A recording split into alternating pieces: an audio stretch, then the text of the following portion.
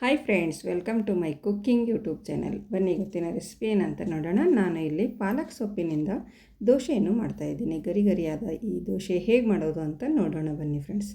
ಇಲ್ಲಿ ನಾನು ಮೊದಲಿಗೆ ಪಾಲಕ್ ಸೊಪ್ಪನ್ನು ತೊಗೊಂಡಿದ್ದೀನಿ. ನೋಡಿ, ಈ ರೀತಿ ಎಲೆ ಮಾತ್ರ ಕಡ್ಕೊಂಡು ಇಟ್ಕೊಂಡಿದ್ದೀನಿ ಮತ್ತು ಇದನ್ನು ಚೆನ್ನಾಗಿ ತೊಳೆದುಕೊಂಡು ಇಟ್ಕೊಂಡಿದ್ದೀನಿ. ನೋಡಿ, ಇದು ಒಂದು ಕಟ್ ಪಾಲಕ್ ಸೊಪ್ಪಿದೆ. ಇವಾಗ ಒಂದು ಮಿಕ್ಸಿ ಜಾರನ್ನು ತೊಗೊಂಡು ಈ ಪಾಲಕ್ ಸೊಪ್ಪನ್ನು ಇದರಲ್ಲಿ ಹಾಕೊಳ್ಳೋಣ.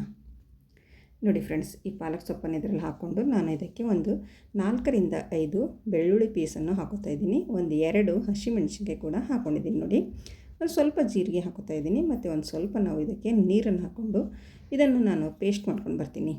ನೋಡಿ ಫ್ರೆಂಡ್ಸ್, ಇವಾಗ ಇದು ಎಷ್ಟು ನುಣ್ಣಗಾಗುತ್ತೋ ಅಷ್ಟು ನುಣ್ಣಗೆ ನಾನು ಇದನ್ನು ಪೇಸ್ಟ್ ಮಾಡ್ಕೊಂಡು ಬರ್ತಾಯಿದ್ದೀನಿ.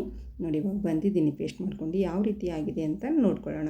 ನೋಡಿ, ಈ ರೀತಿ ನಾವು ಇದನ್ನು ಪೇಸ್ಟ್ ಮಾಡ್ಕೊಂಡು ಇಟ್ಕೊಳ್ಬೇಕಾಗುತ್ತೆ. ನೋಡಿ, ಇವಾಗ ಇದನ್ನು ಒಂದು ಸೈಡಲ್ಲಿ ಇಟ್ಕೊಂಡು ನಾನು ಇಲ್ಲಿ ದೋಸೆ ಹಿಟ್ಟನ್ನು ತೊಗೋತಾ ಇದ್ದೀನಿ. ನೋಡಿ, ಇದು ನಾರ್ಮಲಾಗಿ ನಾವು ಯಾವಾಗಲೂ ಅಕ್ಕಿಯಿಂದ ದೋಸೆ ಮಾಡ್ತೀವಲ್ಲ, ಅದೇ ಹಿಟ್ಟನ್ನಿದೆ ದೋಸೆ ಹಿಟ್ಟು.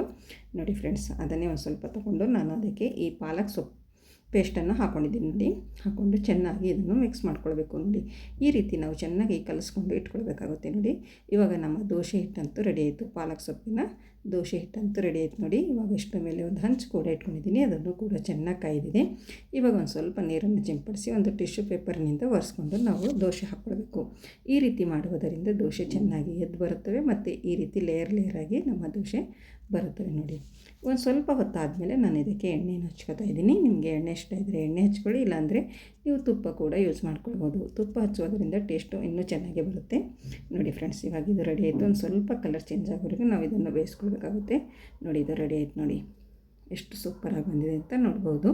ಮತ್ತು ಇನ್ನೊಂದು ದೋಸೆ ಕೂಡ ಹಾಕುತ್ತಾ ಇದ್ದೀನಿ. ಪ್ರತಿ ದೋಸೆ ಹಾಕುವಾಗ ನಾವು ಈ ರೀತಿ ನೀರನ್ನು ಚಿಂಪಡಿಸಿ ಟಿಶ್ಯೂ ಪೇಪರ್ನಿಂದ ಒರೆಸ್ಕೊಂಡೆ ನಾವು ದೋಸೆ ಹಾಕ್ಕೊಳ್ಬೇಕು. ತುಂಬಾ ಸೂಪರಾಗಿ ಎದ್ದು ಬರುತ್ತವೆ.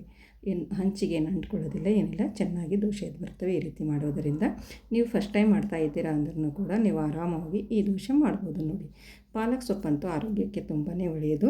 ನೀವು ಪಾಲಕ್ ಸೊಪ್ಪು ತಿನ್ನಲ್ಲ ಅನ್ನೋವರಿಗೆ ನೀವು ಈ ರೀತಿ ಪಾಲಕ್ ಸೊಪ್ಪನ್ನು ದೋಸೆಯಲ್ಲಿ ಹಾಕಿ ದೋಸೆ ಮಾಡಿಕೊಟ್ರೆ ಎಲ್ಲರೂ ತುಂಬಾ ಇಷ್ಟಪಟ್ಟು ತಿಂತಾರೆ. ಮಕ್ಕಳಿಗಂತೂ ತುಂಬಾ ಇಷ್ಟವಾಗುತ್ತೆ. ನೋಡಿ, 2ನೇ ದೋಸೆ ಭೀ ರೆಡಿ ಆಯಿತು.